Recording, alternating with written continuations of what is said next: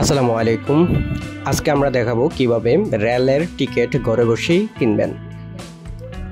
তার জন্য আপনাদেরকে মোবাইল ফোন অথবা কম্পিউটারের যে কোনো একটি ব্রাউজার ওপেন করতে হবে। আমি কম্পিউটারের ক্রোম ব্রাউজার ওপেন করলাম, তারপরে ক্রোম ব্রাউজারের সার্চ বারে লিখলাম eticket.railway.gov.bd। আমি ডেসক্রিপশন বক্সে এই লিঙ্কটি দিয়ে দেবো। তারপর আপনারা এই এরকম একটি ইন্টারফেস ওপেন হওয়ার পর রেজিস্ট্রেশনে ক্লিক করবেন। রেজিস্ট্রেশনে ক্লিক করার পর প্রথমে আপনার মোবাইল নাম্বারটি দিয়ে দেবেন, যে মোবাইল নাম্বারের মাধ্যমে আপনি রেজিস্ট্রেশন করতে চান। আমি এখানে আমার মোবাইল নাম্বারটি দিয়ে দেব। মোবাইল নাম্বার দেওয়ার পর আমি তারপরের ঘরে আমার এনআইডি নাম্বারটি দিয়ে দেবো। এনআইডি নাম্বারটি দেওয়ার পরের ঘরে আমি আমার জন্ম তারিখটি দিয়ে দেবো। জন্ম তারিখ দেওয়ার পর আই এম নট এ রোবটে ক্লিক করে ভেরিফাইতে ক্লিক করব। ভেরিফাইতে ক্লিক করার পর এরকম একটি ইন্টারফেস ওপেন হবে। এরকম ইন্টারফেসটি ওপেন হওয়ার পর ইমেলের বক্সে আমি আমার একটি ইমেল অ্যাড্রেস দিয়ে দেব। তারপরের বক্সে আমি আমার পোস্ট কোডটি দিয়ে দেব।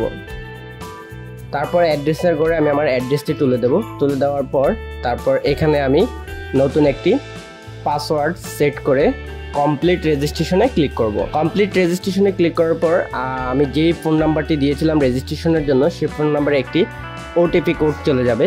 সেই ওটিপি কোডটি সেখান থেকে দেখে আমি এখানে তুলে কন্টিনিউতে ক্লিক করে দেব। কন্টিনিউতে ক্লিক করার পর আমার রেজিস্ট্রেশনটি সম্পূর্ণ হয়ে যাবে। দেখুন আমার রেজিস্ট্রেশনটি সম্পূর্ণ হয়ে গেল। রেজিস্ট্রেশনটি সম্পূর্ণ হওয়ার পর আমি আবার লগ ইন বক্সে চলে আসব। লগ ইনে ক্লিক করার পর আমি প্রথমে আমার ফোন নাম্বারটি দিব এবং নিচে আমার পাসওয়ার্ডটি তুলে দিয়ে আমি লগ ইনে ক্লিক করব। লগ ইনে ক্লিক করার পর লগ ইন হওয়ার পর আমার এরকম একটা ইন্টারফেস ওপেন হবে। ওপেন হওয়ার পর আমি এখানে ফ্রম মানে কোন স্টেশন থেকে টু কোন স্টেশনে যেতে চাই এবং কোন ডেটে যেতে চাই, কোন সিটের মাধ্যমে আমি যেতে চাই। দেখুন আমি এখান থেকে সার্চ করলাম লাকসাম থেকে আমি চাঁদপুরের উদ্দেশ্যে যেতে চাই। তো আমি লাকসাম থেকে চাঁদপুর সিলেক্ট করলাম। তারপর আমি এখান থেকে একটি ডেট সিলেক্ট করলাম। ডেট সিলেক্ট করার পর আমি শোভন চেয়ারটি সিলেক্ট করে দেব। সিলেক্ট করার পর আমি সার্চে ক্লিক করব। সার্চে ক্লিক করার পর দেখুন এখানে মেঘনা এক্সপ্রেস আসছে শোভন চেয়ারের 55 টাকা করে 40টি সেট অ্যাভেলেবেল আছে, এটা দেখালো। তো আমি এখান থেকে একটু নেক্সট ডেটে দিলাম। তারপর আবারও নেক্সট দিয়ে আমি দেখব যে কোন কোন ডেট পর্যন্ত অ্যাভেলেবেল আছে। তো এইভাবে আমি কয়েকটি ডেট দেখব। দেখার পর যদি আমি এই স্টেশন থেকে না যেতে চাই তাহলে আমি মডিফাইতে ক্লিক করব।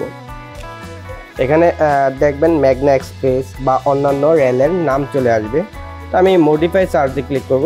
মডিফাই চার্জে ক্লিক করার পর দেখুন এখানে ধূমকেতু এক্সপ্রেস আছে। আমি ঢাকা থেকে জয়দেবপুর যেতে চাই 26 তারিখে। শোভন চেয়ার দিয়ে চার্জ করার পর দেখুন কয়েকটি রেল এখানে অ্যাভেলেবেল আছে। তো আমি এখান থেকে ধূমকেতু এক্সপ্রেসে যাব।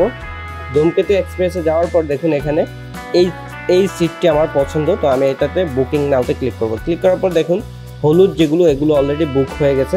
আমি এখান থেকে যদি জানলার পাশে চাই তাহলে আমি এই 26 চেয়ারটি সিলেক্ট করব, অথবা আমি 30 চেয়ারটি সিলেক্ট করব। তো আমি 30 চেয়ারটি সিলেক্ট করে পারচেজে ক্লিক করব। পারচেজে ক্লিক করার পর আমার 5 মিনিটের মধ্যে আমার ফোনে, অর্থাৎ আমি যে নাম্বার দিয়ে রেজিস্ট্রেশন করেছিলাম ওই নাম্বারে একটি SMS চলে যাবে। SMSটি যাওয়ার পর আমি আবারও ওটিপিটি এখানে তুলে দিয়ে ভেরিফাইতে ক্লিক করে দেবো। ভেরিফাইতে ক্লিক করার পর দেখুন আমাকে বলা হচ্ছে আমার নাম, মোবাইল নাম্বার এবং ইমেল অ্যাড্রেস এখানে দেখাচ্ছে এবং এখন আমাকে পেমেন্ট করতে হবে। নিচে আমি মোবাইল ব্যাঙ্কিংয়ের মাধ্যমে পেমেন্ট করতে চাইলে এখান থেকে বিকাশ, নগদ, রকেট আছে। আমি বিকাশ সিলেক্ট করে প্রসেস টু পেমেন্টে ক্লিক করলাম।